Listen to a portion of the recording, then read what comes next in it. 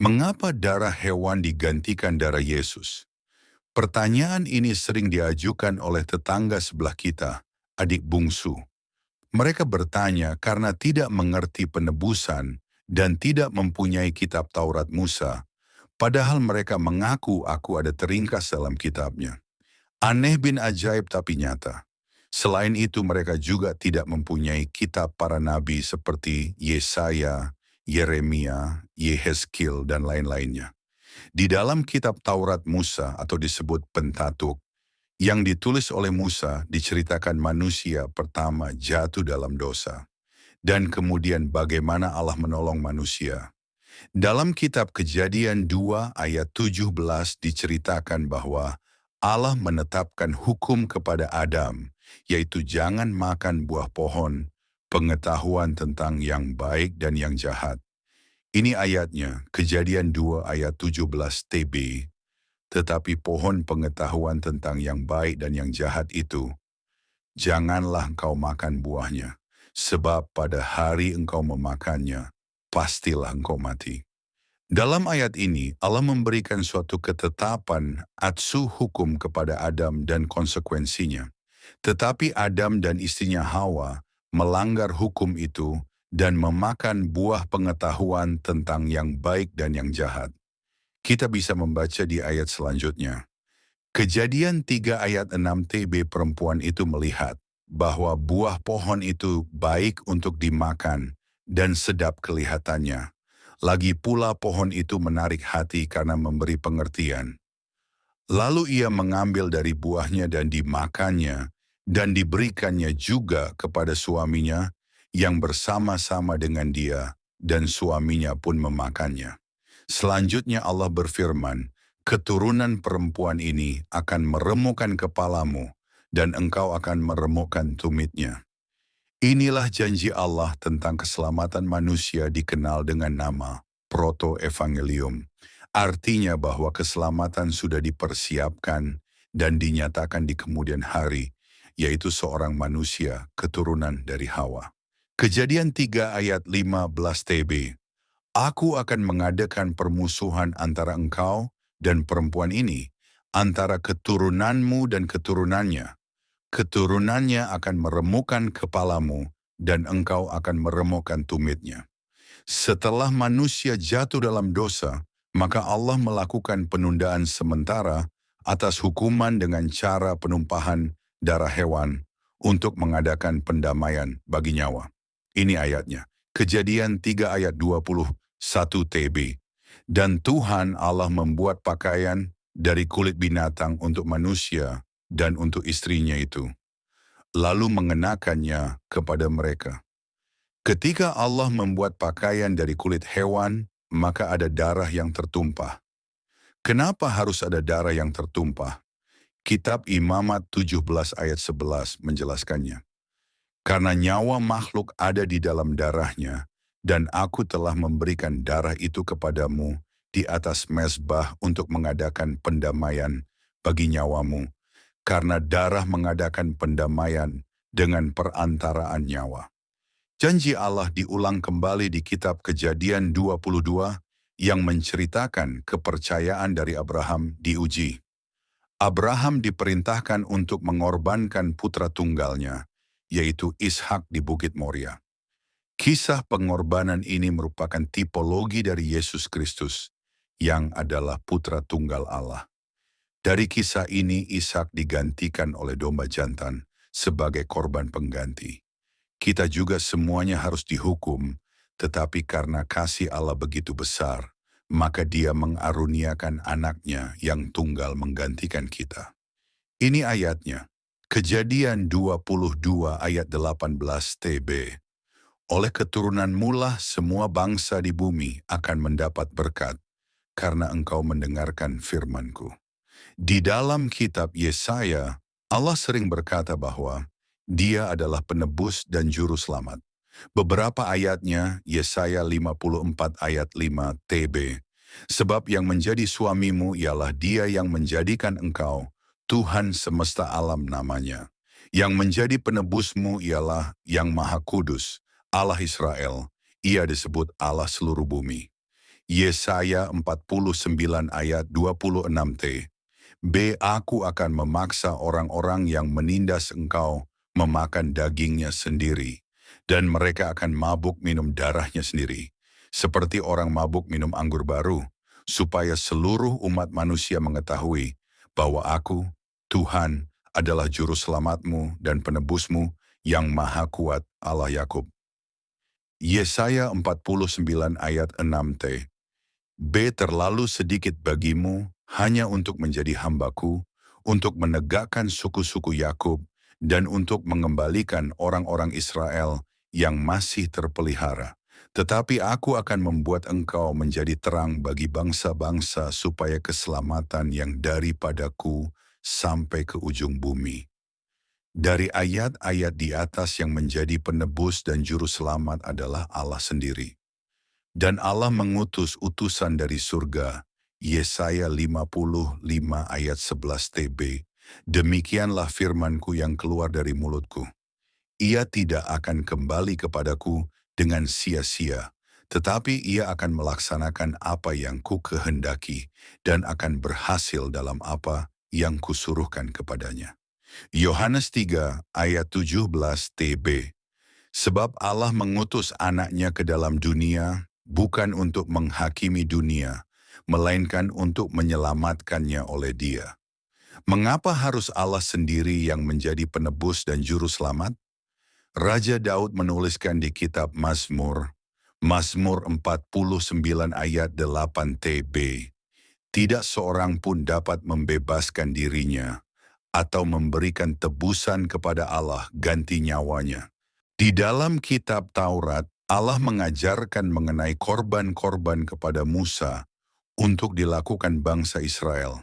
Dan itu cuman bayangan saja dari yang akan datang, yaitu Yesus Kristus. Ini ayat yang menjelaskannya. Ibrani 10 ayat 1 Di dalam hukum Taurat hanya terdapat bayangan saja dari keselamatan yang akan datang, dan bukan hakikat dari keselamatan itu sendiri. Karena itu dengan korban yang sama, yang setiap tahun terus-menerus dipersembahkan, hukum Taurat tidak mungkin menyempurnakan mereka yang datang mengambil bagian di dalamnya. Mengapa dikatakan bayangan saja? Lebih jauh Rasul Paulus menjelaskan bahwa darah lembu jantan atau darah domba jantan tidak menghapuskan dosa. Dan korban-korban yang dilakukan tidak dapat menyempurnakan yang melakukannya dan dilakukan berulang-ulang.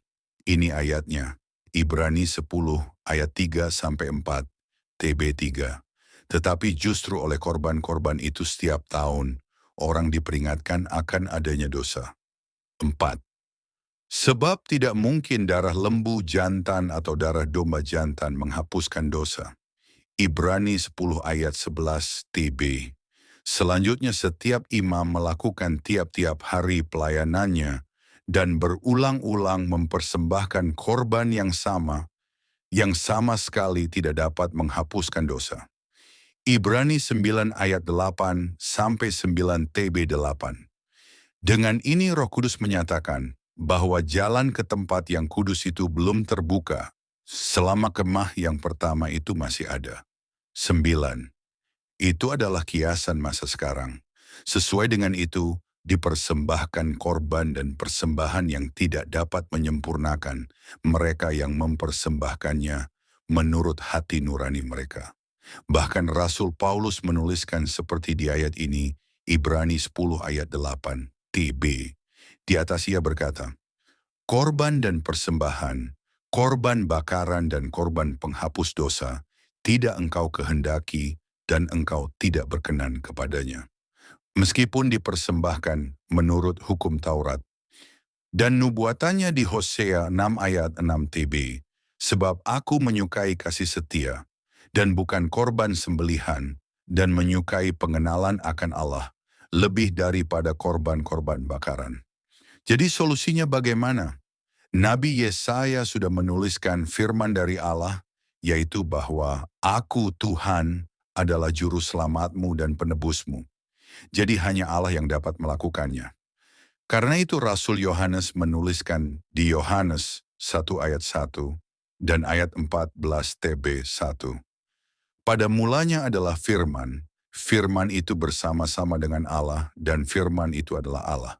14 firman itu telah menjadi manusia, dan diam di antara kita, dan kita telah melihat kemuliaannya, yaitu kemuliaan yang diberikan kepadanya sebagai anak tunggal Bapa, penuh kasih karunia dan kebenaran. Dan ini sesuai dengan yang Musa tulis di Kejadian 3 ayat 15, yang menyatakan keturunan dari Hawa. Jadi Allah Bapa mengutus firman-Nya inkarnasi menjadi manusia. Artinya Yesus benar-benar manusia sejati. Tubuh Yesus bukan seperti hologram, tetapi seperti kita, tetapi tidak berdosa. Rasul Paulus pun menuliskannya di Ibrani 10 ayat 5. TB karena itu ketika ia masuk ke dunia, ia berkata, korban dan persembahan tidak engkau kehendaki, tetapi engkau telah menyediakan tubuh bagiku. Jelas Allah yang menyediakan tubuh untuk Mesias. Ibrani 2 ayat 14-16 TB 14. Karena anak-anak itu adalah anak-anak dari darah dan daging, maka ia juga menjadi sama dengan mereka dan mendapat bagian dalam keadaan mereka, supaya oleh kematiannya ia memusnahkan dia, yaitu iblis, yang berkuasa atas maut.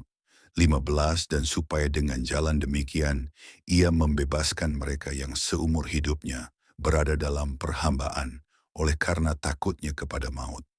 16 Sebab sesungguhnya bukan malaikat-malaikat yang ia kasihani, tetapi keturunan Abraham yang ia kasihani. Dari ayat di atas, korban dan persembahan hewan tidak Allah kehendaki karena tidak dapat menyempurnakan mereka. Inilah dasar dari darah hewan digantikan darah Yesus. Karena Yesus tidak berdosa. Dan ketika Yesus masuk ke dalam tempat yang kudus sebagai imam besar, bukan dengan membawa darah domba jantan dan darah anak lembu, tetapi dengan membawa darahnya sendiri. Hanya tubuh dan darah Yesus yang sempurna sebagai korban. Ini ayatnya, Ibrani 9 ayat 11-12 TB 11. Tetapi Kristus telah datang sebagai imam besar untuk hal-hal yang baik yang akan datang.